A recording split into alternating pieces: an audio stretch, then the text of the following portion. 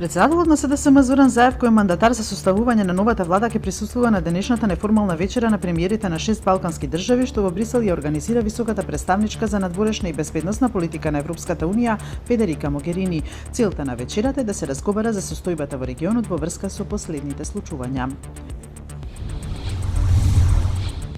Лидерот на ДУИ Али Ахмети синоќа за повеќе албански медиуми изјави дека декларацијата што албанските партии ја потпишаа нема целосно да биде вклучена во програмата на новата влада, туку само најважните аспекти за големите реформски приоритети. Според Ахмети, за тоа има, како што рече, многу реални и искрени причини, а приоритет се стабилноста и евроатлантските интеграции на земјата.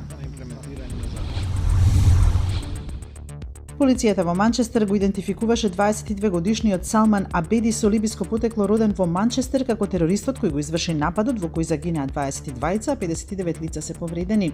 Салман ја поставил бомбата во Манчестер арена малку пред таа да експлодира, а според нејзината големина истрагата смета дека тој имал помош од терористичка келија.